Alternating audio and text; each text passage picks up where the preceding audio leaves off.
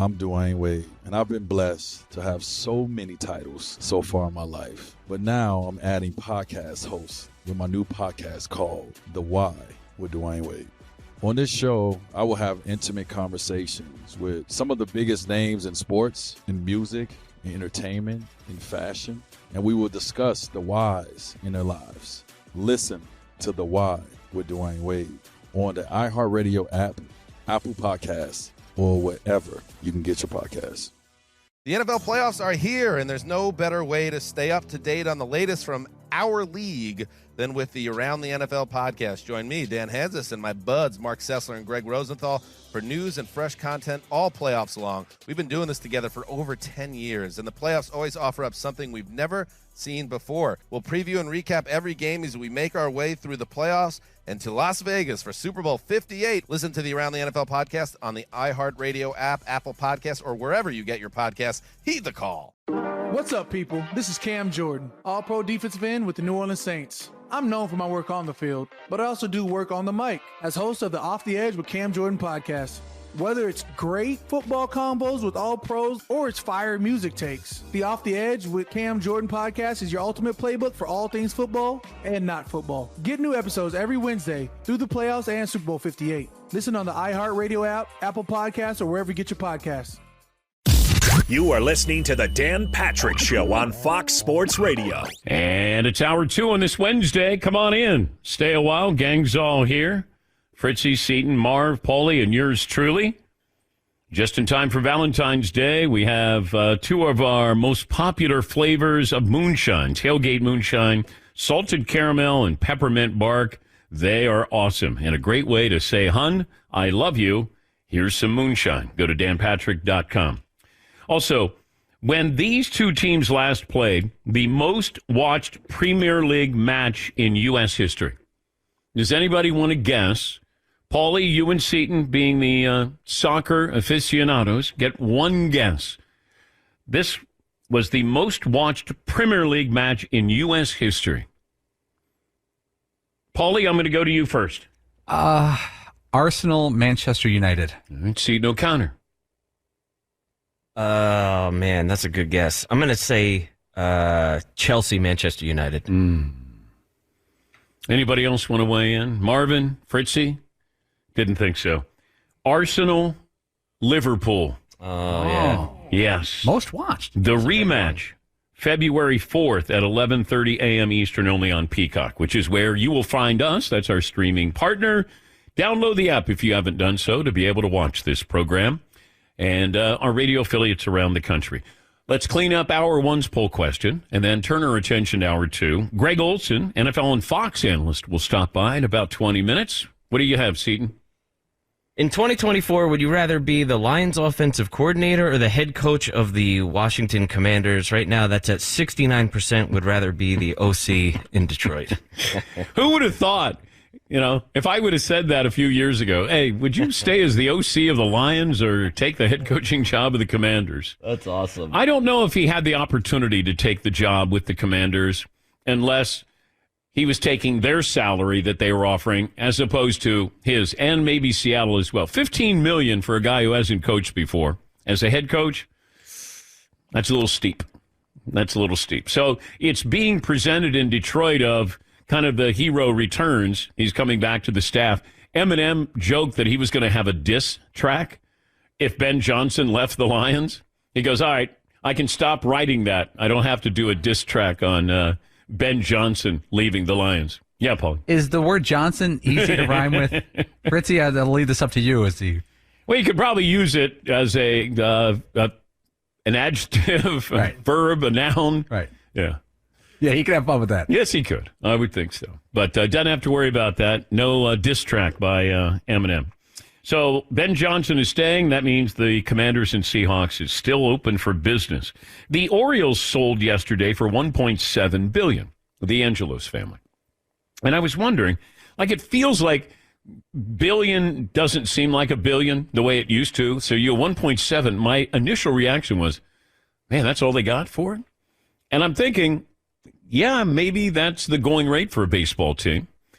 Plus, you know, you're sandwiched between Washington, D.C. and Philadelphia. You're in a city that financially could be struggling, and the Orioles are still a great brand, great ballpark. But the Angelos family, I don't know if there's, what the working dynamic was or is with that family, with the team, but $1.7 billion for the Orioles. And seems like it's weird to say, man, that sounds like a good buy. But we're a good ... buy, not a good buy. But I think because we get drunk with these numbers with NFL franchises, where you go, how much did the Commanders go for? $5.6 billion, or Denver went for $5 billion. And, we look at some of the other franchises, it's a little bit different. Steve Ballmer overpaid for the Clippers, but he could afford to overpay with the Clippers. He wanted to have a franchise, and he got it. But sometimes you look at these franchises, and they're not all worth what the Cowboys are worth, or the Yankees are worth, or the Dodgers are worth, or the Lakers. Yes, Paul. Does it feel like to you guys in the past 2 years more sports teams have sold in a kind of a block of time? And for high record prices. I mean, of course the market's going to go up, but it almost feels like some of these owners are cashing out at the peak of the market. And I've seen some stories from like Fortune magazine that says, Daniel Snyder cashed out not because of the pressure of the NFL, because this was the time. And Mark Cuban sold, I think 40% of his franchise. He still controls it because this is the time to do so. It's almost like a market move more than a sports move. Yeah, it felt like that when people said, why would Cuban be selling, his beloved Mavericks? And Cuban's a businessman. And I think that maybe he sold off some of the teams so he could do something, different business-wise with, the whole shopping area around the Mavs arena there, or get a new arena as well. So it seems like a bigger play, a longer play, a different play for him. I don't know about the other owners, but it might be the time to get out. Maybe the numbers are bloated. Certainly with the NFL, or at least it always seems like that. And then you look back 20 years from now and you go, how much they pay for that? Like, when the Patriots were sold, what was it, a couple $100 million that you pay for that? Like some of these where you go, yeah, that's a good return on your investment. Yes, Eaton. Well, was it the Carolina Hurricanes? They were sold like 6 years ago, or at least like 50% of it or something was bought for like $400 million or something. It feels like a bargain. Yeah. But I don't know.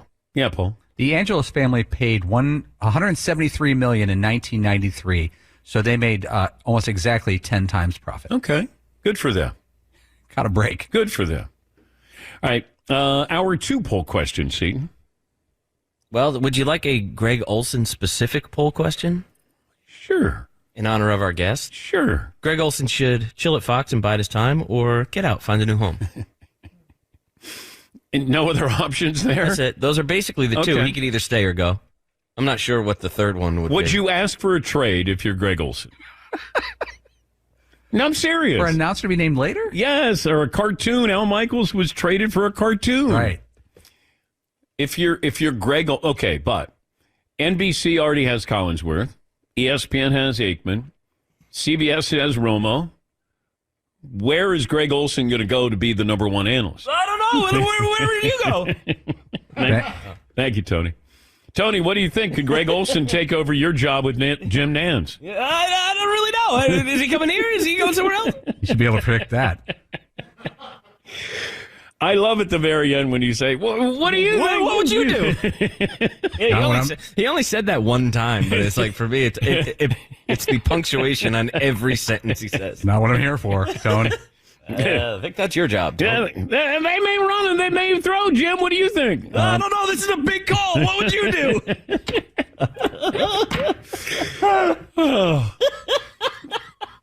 Not exactly insightful, you know? Oh, man. We're just having fun. It'd be like watching Meet the Press, and the guy goes to the president. What should we do here with this situation? I don't know. What would you do? Yeah. No, that's not what I'm here for. Yeah, I don't know. War or peace? I don't know. What would you do? I don't know. What would you do? Yeah. What would you do with Putin? Well, I don't know. What would you do? Chuck Todd making decisions. Yes, Todd. Doesn't seem that long ago when we were talking about how does he go to his crystal ball and predict every play before it happens. I know. How do we get to this place? I know. Plus, he's going to have that standalone game during the Super Bowl. Everybody's going to have an opinion on Tony. Everybody. And I don't think it helped Tony that he had the previous game over the weekend, and then it led into Greg Olsen's game. So you could compare those two, and that's what a lot of people did.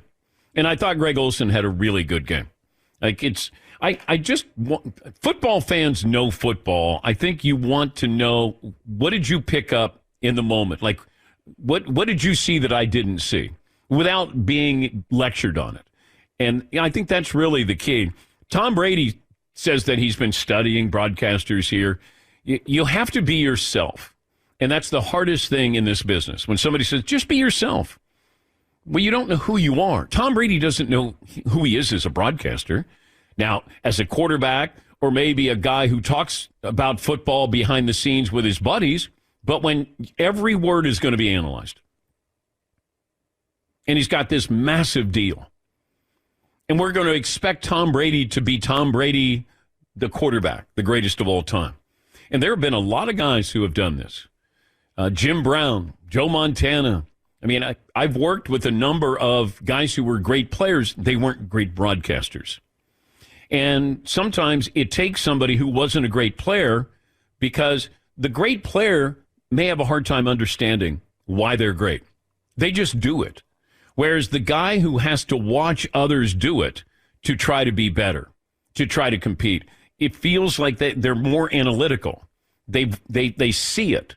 Whereas, I just do it. Like if I said to Josh Allen, explain, how you do what you do, he might not be able to do it. Or Michael Vick, Patrick Mahomes, they might not be able to explain it. And I always go back to when I asked John McEnroe, how do you do what you do? And he goes, I don't know, I just do it.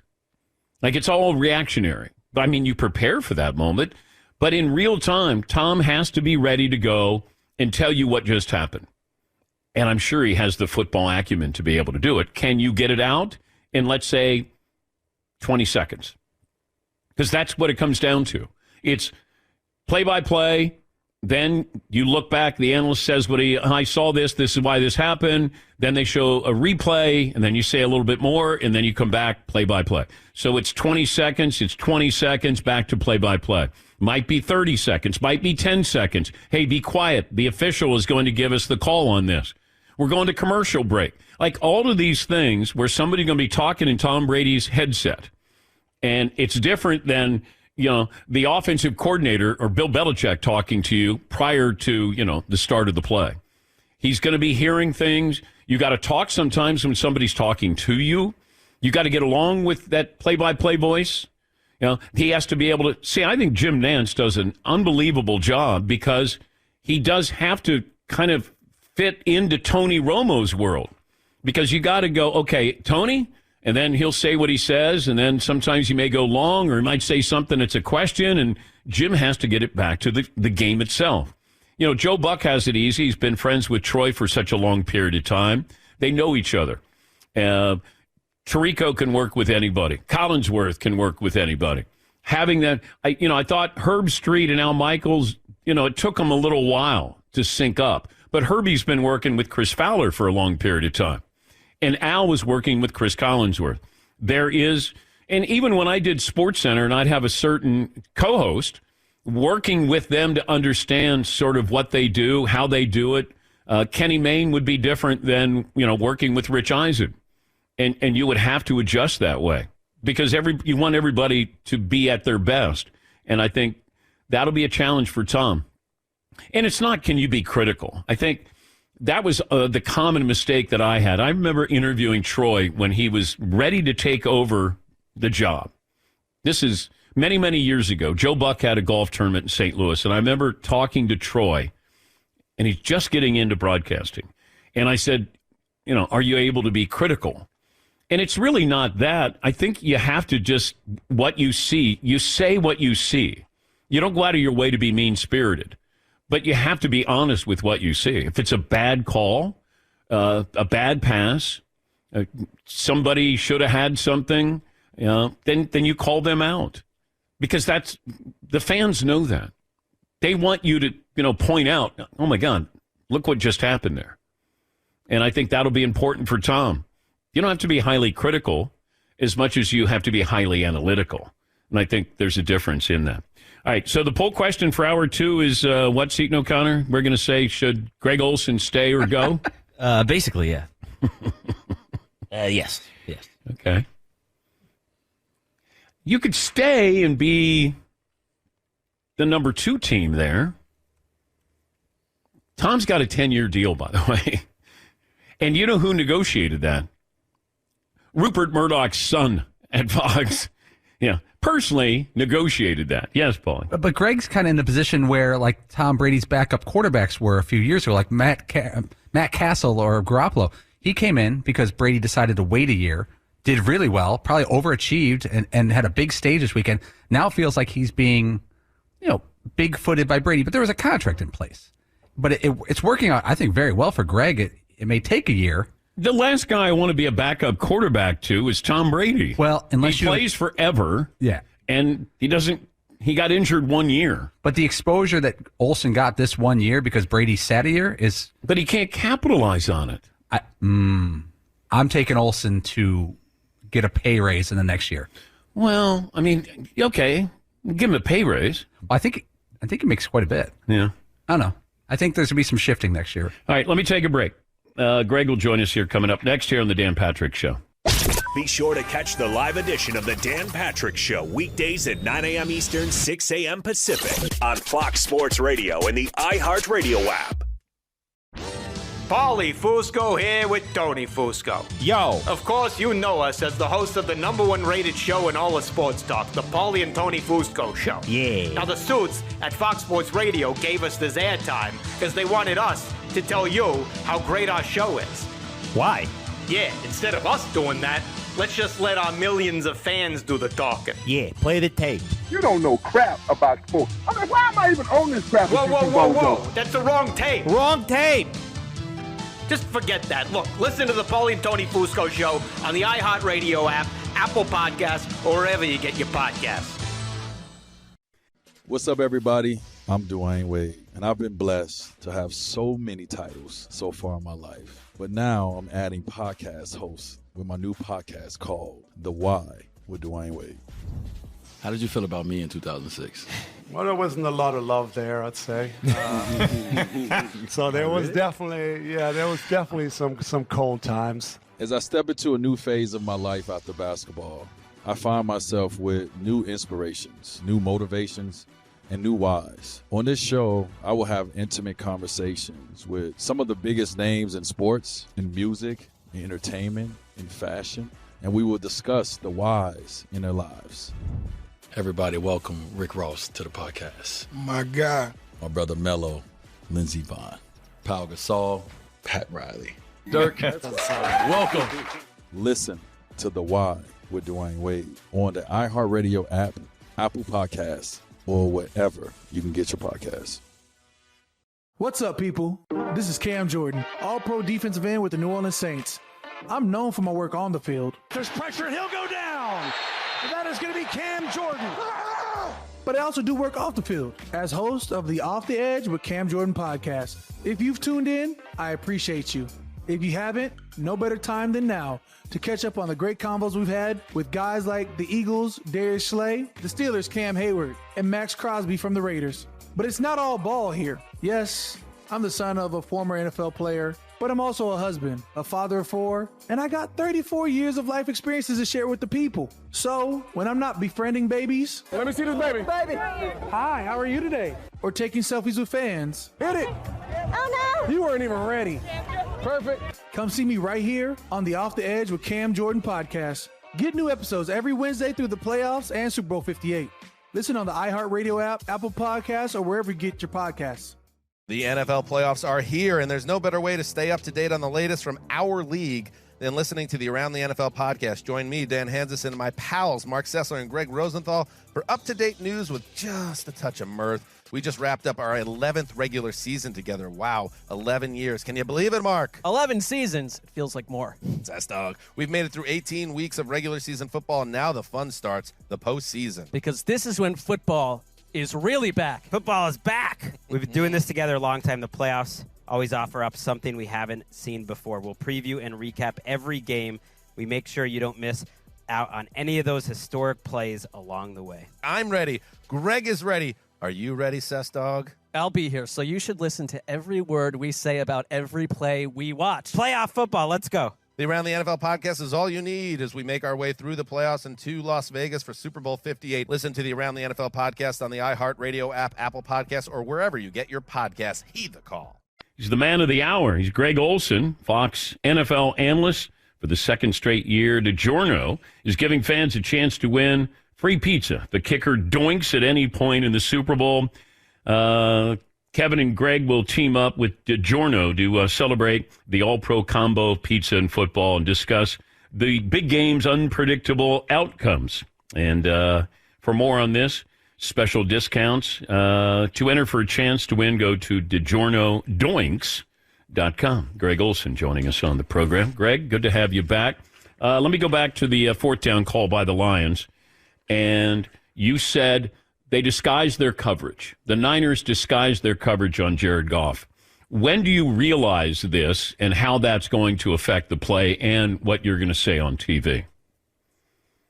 Yeah, so what happened was, so what a lot of teams do is they use their backs to their tight ends and they put them in unconventional formations where maybe they're outside the receiver or they're in the slot and they want to get tells. So what happened there early, and when we came back and showed the replay, is Dre Greenlaw was walked on Jahmyr Gibbs. He was the furthest receiver out to the right.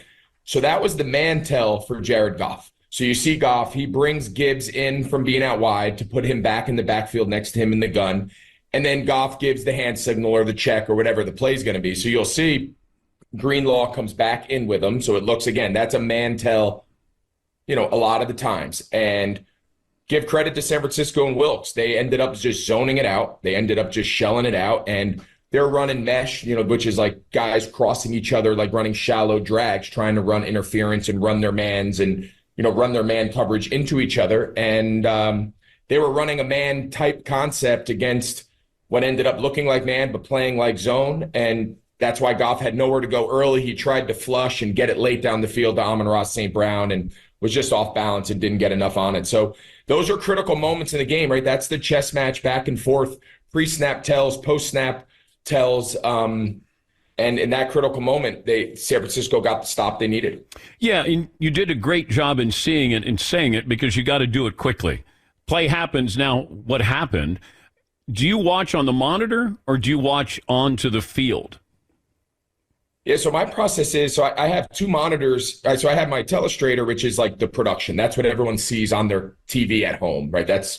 I have no bearing on that. That just is just a copy of whatever's being broadcast into, into the homes. I have a Sky Cam, which is like, the cable cam behind the quarterback. So I have that monitor and then I have an all 22.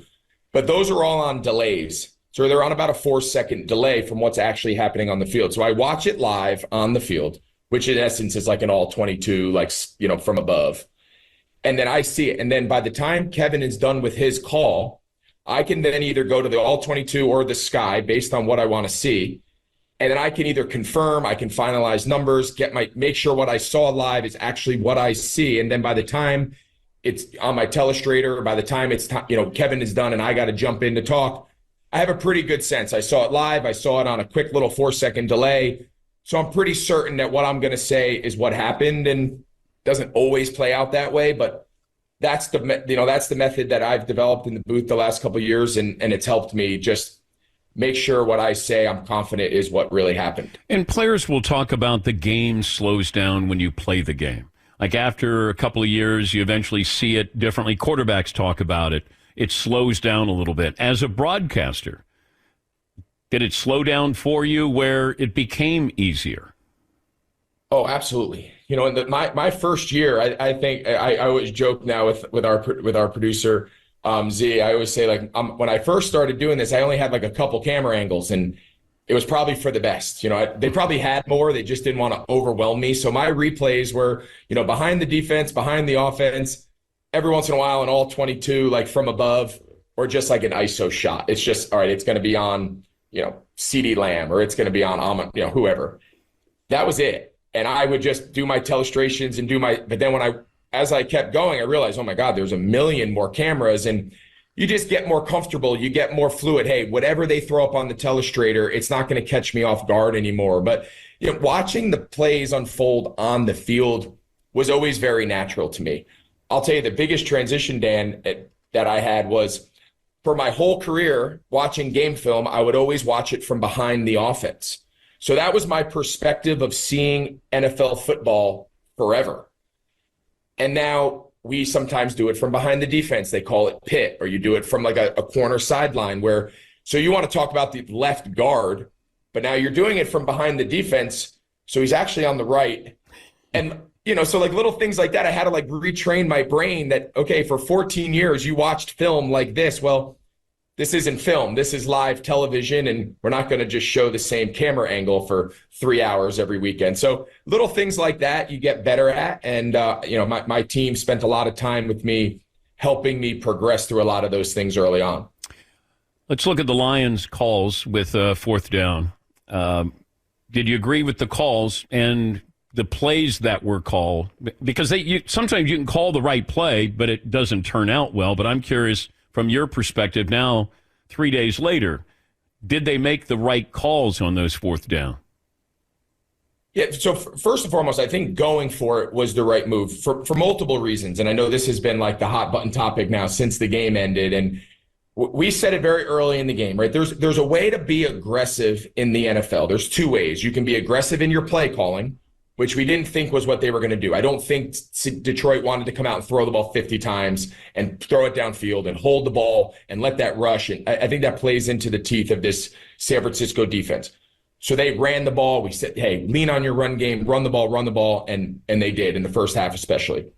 But you can be aggressive in your game strategy, in your game management, right? And that's where Dan Campbell has. No one's run more fake punts. No one's converted more. No one's attempted more fourth downs or converted more. That's been his style since he took over 3 years ago, trying to build this winning culture there. So when you're in a game like that against San Francisco, the best part of your team, if you're Detroit, is your offense. So if you're going to put the burden, if it's a coin flip decision or if I'm Dan Campbell, I don't blame him for always putting the load on his offense. It's the best unit of the team. They scored 31 points and lost. Yeah. The notion that more conservative game management was the answer to score more points, that's just not how the NFL works. So the notion of, hey, just take the points. There's no take the points on 48-yard field goals. These are not gimme chip shots. So I think that's where people lose. It's like, hey, 48-yarder, just tie the game up. Well, last year in the Super Bowl, we watched Harrison Buckner on 4th and 3 in the first quarter. Hey, San Francisco, it's 7-7. Kansas City, go take the lead early, get the lead. And he doinked it off the left crossbar. He's the best kicker in the league. They thought they were taking the points on 4th and 3, and the score. So, that's the narrative we have to stop. When the kicker misses it, it's the kicker. When they go for it and they don't make it, it's the coach.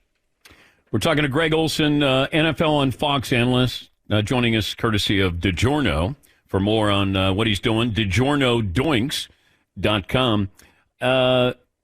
Since you play the position, how would you defend Travis Kelce if you're the 49ers, whether it's their safety or their linebackers? What does he do, and how do you stop what he's doing from your perspective? Man, it's hard. What he's doing is unprecedented. And, I've been on record calling his games and said it on broadcast, and I think I never thought anyone would ever catch Tony Gonzalez. From a production standpoint, from a longevity of his career and what he was able to do was pretty remarkable when you saw Tony compared to the 2, 3, 4 guys as far as production and what he was able to accomplish over a long time. I think Kelce's either arrived already or he's nipping at his heels because he should have had 8,000-yard seasons in a row. He didn't play in the last game. I think he needed 15 yards. So in essence, he was going to get it. It wasn't that big of a deal to him. His playoff records, when you're breaking Jerry Rice's records, you're entering a new stratosphere of production in the postseason. But as far as stopping him, I don't know if you're ever going to completely shut him down. I do think the challenge of Kelce is he's not running conventional routes that you can really prepare for. It's not, hey, he's going to run 14 yards and hook a left and he's going to catch this ball 2 yards outside the hash mark. So on your zone drops, drop there, right?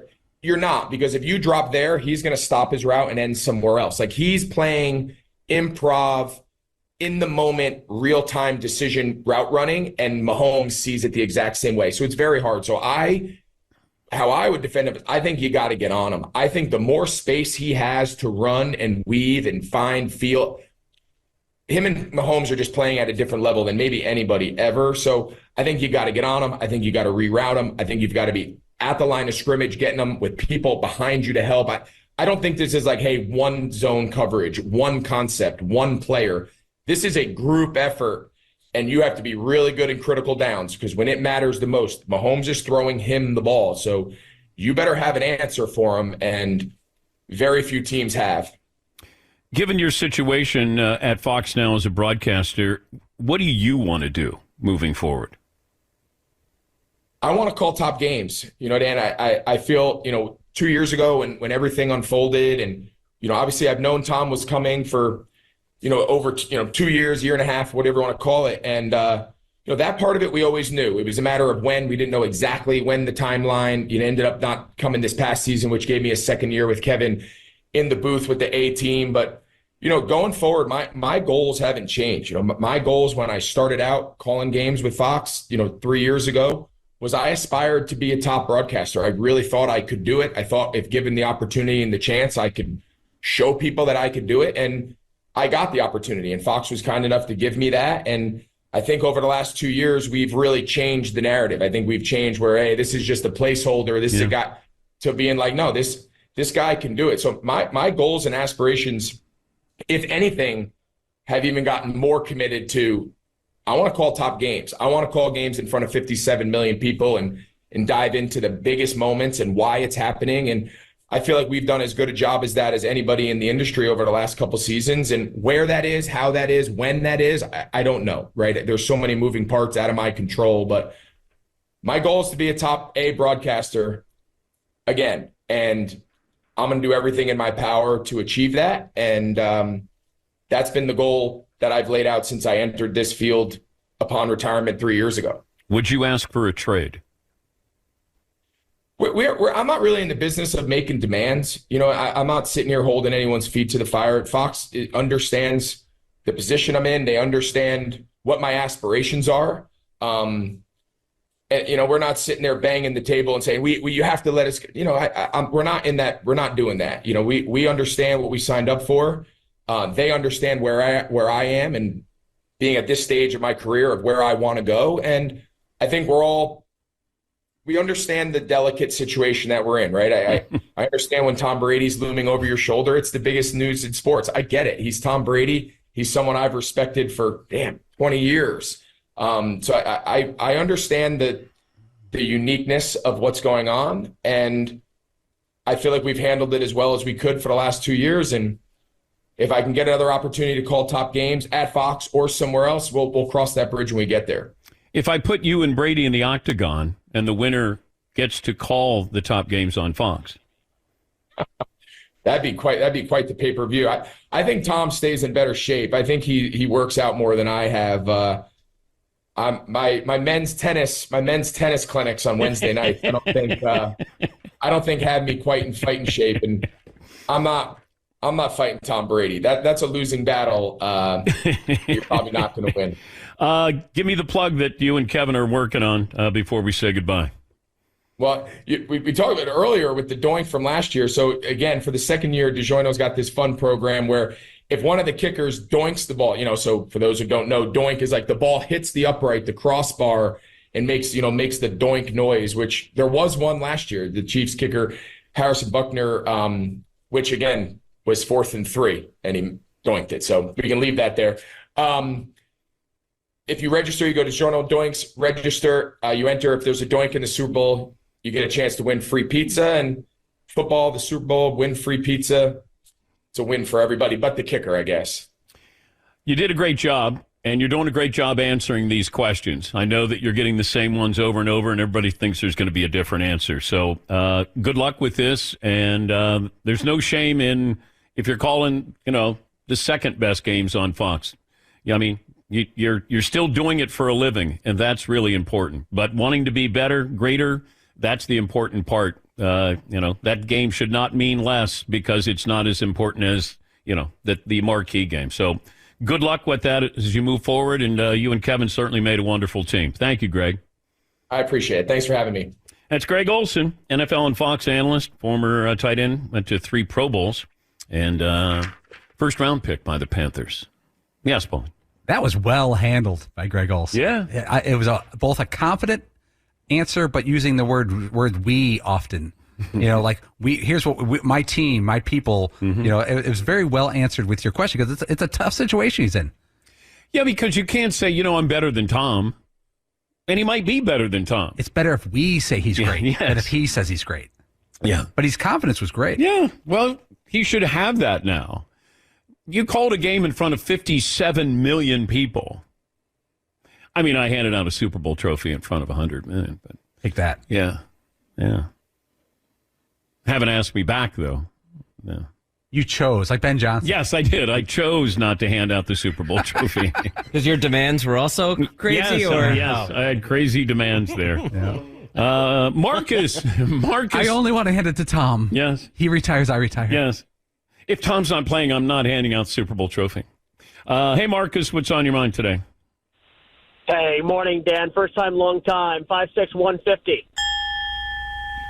That's awesome. Bucket list check. Excellent. Hey, first up, Dan, I've been driving about 70,000 miles a year for about the last 20 years. I cannot say how much I appreciate you, the Danettes, for making the 3 hours of my drive each day drive go by so quickly. Bless you. Like Fritzy, I'm scared to death what I'm going to do after you guys are done in a couple of years. So I know we're in football season. It's top of mind over the next 2 weeks, but with pitchers and catchers reporting here. News of my upstart Orioles getting sold by a group that includes Cal Ripken was music to my ears. Just curious on your take on the change of ownership's impact on success of teams in general, including my Orioles. And again, bless you guys. Appreciate y'all. Hang up and listen. All right. Thank you, Marcus. Safe travels there. Yeah, if Rip's involved in it, I mean, that's wonderful. Get that name recognition. And, I don't know what the Angelos standing was in the community by people who cover the team. But I think having Cal Ripken there can only be a positive. And, they've had some success. They had some good draft picks here. Still, that's a great uniform, great logo, the Orioles. All right, when we come back, it's the Tom Brady game. I don't know if this is the new Tom Brady game. All new. The all-new Tom Brady game. We'll play it after this. Fox Sports Radio has the best sports talk lineup in the nation. Catch all of our shows at foxsportsradio.com. And within the iHeartRadio app, search FSR to listen live. What's up, everybody? I'm Dwayne Wade, and I've been blessed to have so many titles so far in my life. But now I'm adding podcast hosts with my new podcast called The Why with Dwayne Wade. How did you feel about me in 2006? Well, there wasn't a lot of love there, I'd say. So there was definitely some cold times. As I step into a new phase of my life after basketball, I find myself with new inspirations, new motivations, and new whys. On this show, I will have intimate conversations with some of the biggest names in sports, in music, in entertainment, in fashion, and we will discuss the whys in their lives. Everybody, welcome Rick Ross to the podcast. My God. My brother Mello, Lindsey Vonn, Pau Gasol, Pat Riley. Dirk, welcome. Listen to The Why with Dwayne Wade on the iHeartRadio app, Apple Podcasts, or wherever you can get your podcasts. What's up, people? This is Cam Jordan, all-pro defensive end with the New Orleans Saints. I'm known for my work on the field. There's pressure, and he'll go down. And that is going to be Cam Jordan. But I also do work off the field as host of the Off the Edge with Cam Jordan podcast. If you've tuned in, I appreciate you. If you haven't, no better time than now to catch up on the great combos we've had with guys like the Eagles, Darius Slay, the Steelers, Cam Hayward, and Max Crosby from the Raiders. But it's not all ball here. Yes, I'm the son of a former NFL player, but I'm also a husband, a father of 4, and I got 34 years of life experiences to share with the people. So, when I'm not befriending babies... Let me see this baby. Baby! Hi, how are you today? Or taking selfies with fans. Hit it! Oh, no! You weren't even ready. Perfect. Come see me right here on the Off the Edge with Cam Jordan podcast. Get new episodes every Wednesday through the playoffs and Super Bowl 58. Listen on the iHeartRadio app, Apple Podcasts, or wherever you get your podcasts. The NFL playoffs are here, and there's no better way to stay up to date on the latest from our league than listening to the Around the NFL podcast. Join me, Dan Hansis, and my pals, Mark Sessler and Greg Rosenthal, for up-to-date news with just a touch of mirth. We just wrapped up our 11th regular season together. Wow, 11 years. Can you believe it, Mark? 11 seasons. It feels like more. That's dog. We've made it through 18 weeks of regular season football, and now the fun starts, the postseason. Because this is when football is really back. Football is back. We've been doing this together a long time. The playoffs always offer up something we haven't seen before. We'll preview and recap every game. We make sure you don't miss out on any of those historic plays along the way. I'm ready. Greg is ready. Are you ready, Sess Dog? I'll be here, so you should listen to every word we say about every play we watch. Playoff football, let's go. The Around the NFL podcast is all you need as we make our way through the playoffs and to Las Vegas for Super Bowl 58. Listen to the Around the NFL podcast on the iHeartRadio app, Apple Podcasts, or wherever you get your podcasts. Heed the call. I'm looking at the numbers here since Dan Campbell took over as the Lions head coach. 54 games. He's gone for it on fourth down 123 times. He's converted 65 times at 52, almost 53%. Nick Sirianni, he's at 63%. Kevin Stefanski is second on the list at almost 50%. That the Browns have gone for it 107 times and converted 53 times. But as Greg Olsen said, look, he agreed with them going for it on fourth down. That's who you are. Your offense is the best side of the ball. I really believe that Dan Campbell knew his defense. It wasn't a question of if, but when they were going to allow San Francisco back into this. And I think they got to the point where, and he got to the point where he needed to go for it to continue to put pressure on them. But Greg Olsen's right. If you said the Lions were going to score 31 points, you would think that would be enough. You know, the Lions' defense certainly didn't live up to its portion of the game. All right, time to play the Tom Brady game, the all-new Tom Brady game. And Paulie, take over as the host of the all-new Tom Brady game. Thanks, Dan. All right. Game show music for you. It's a two-part game. How is Tom Brady used next year by Fox? As a straight game analyst, or are other elements mixed in with him? Part two, if you were predicting the reaction to Tom Brady's first couple weeks on air, they will be what? I'll go to Fritzy first. 2 parts. I think that they're going to have him try to do a little of everything. I think it's going to start within in the broadcast booth, but he should be expected to have other roles. And I know we had talked about this before in TV and movies and stuff, but as far as the sports, I think they're going to try him out in the studio as well through the course of that first season. And I think the reviews are going to be mixed, but they will be negative at first, and then we will gradually, he'll gradually improve, and then we'll gradually notice that improvement. If that makes sense. Hopefully Tom uses brevity, too, when he's broadcasting there. Seton, I'll go to you. I'm sorry, what was the question again? Okay. A long time ago. What will Tom do and how will it be received? Yes, basically. Yeah, that's it. Well, I think he's going to be in the booth. That's pretty clear. I think it's going to be a negative. I think that Tom Brady is a big name, but he has a lot of people who really don't like him. Right. So I don't think he's going to get a warm reception. Okay. More polarizing, Tom Brady or Taylor Swift?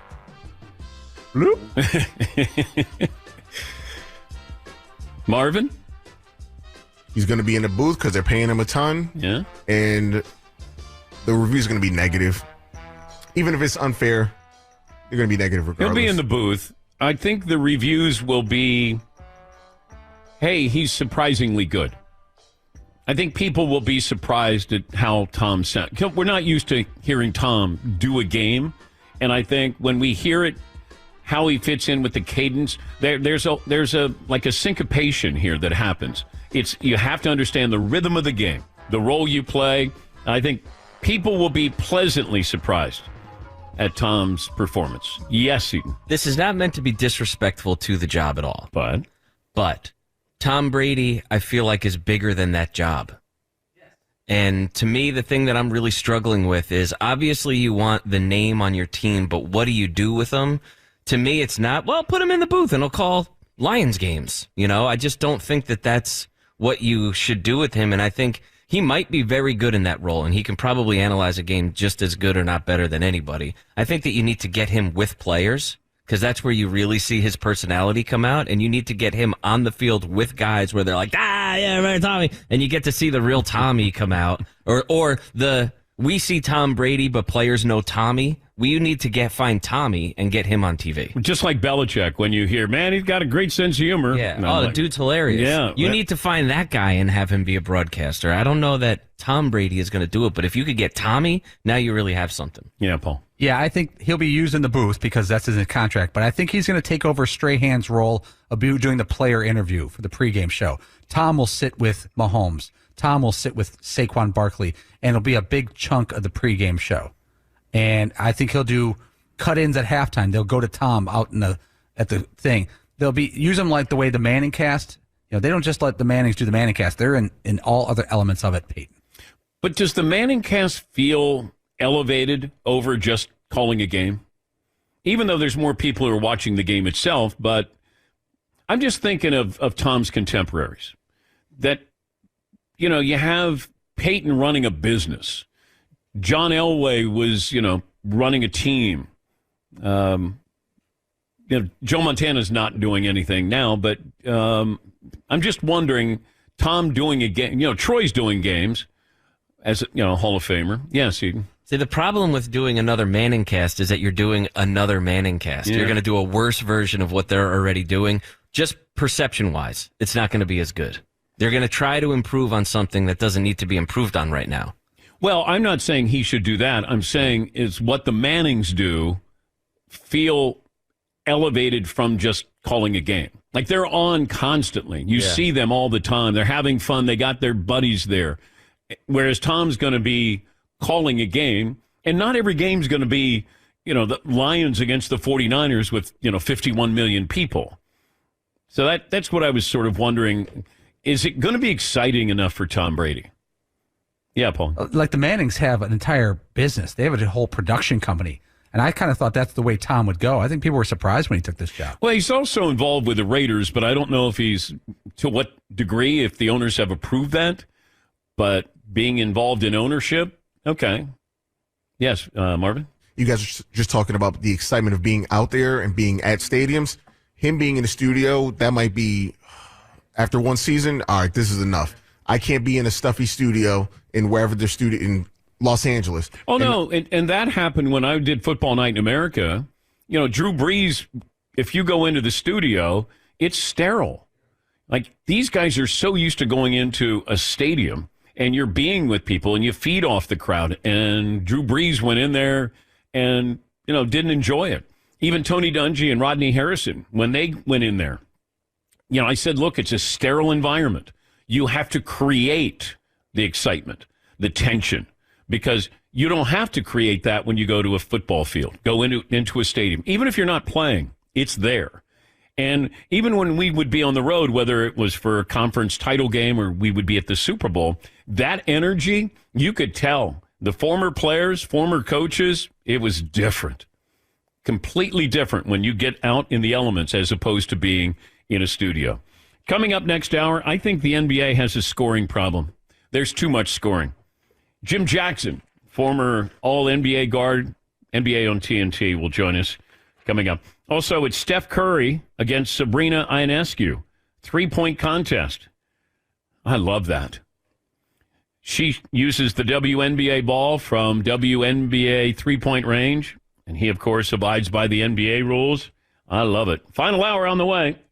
I'm Dwayne Wade, and I've been blessed to have so many titles so far in my life. But now I'm adding podcast hosts with my new podcast called The Why with Dwayne Wade. On this show, I will have intimate conversations with some of the biggest names in sports, in music, in entertainment, in fashion, and we will discuss the whys in their lives. Listen to The Why with Dwayne Wade on the iHeartRadio app, Apple Podcasts, or wherever you can get your podcasts. The NFL playoffs are here, and there's no better way to stay up to date on the latest from our league than with the Around the NFL podcast. Join me, Dan Hansis, and my buds, Mark Sessler and Greg Rosenthal, for news and fresh content all playoffs long. We've been doing this together for over 10 years, and the playoffs always offer up something we've never seen before. We'll preview and recap every game as we make our way through the playoffs and to Las Vegas for Super Bowl 58. Listen to the Around the NFL podcast on the iHeartRadio app, Apple Podcasts, or wherever you get your podcasts. Heed the call. What's up, people? This is Cam Jordan, all-pro defensive end with the New Orleans Saints. I'm known for my work on the field, but I also do work on the mic as host of the Off the Edge with Cam Jordan podcast. Whether it's great football combos with all pros or it's fire music takes, the Off the Edge with Cam Jordan podcast is your ultimate playbook for all things football and not football. Get new episodes every Wednesday through the playoffs and Super Bowl 58. Listen on the iHeartRadio app, Apple Podcasts, or wherever you get your podcasts.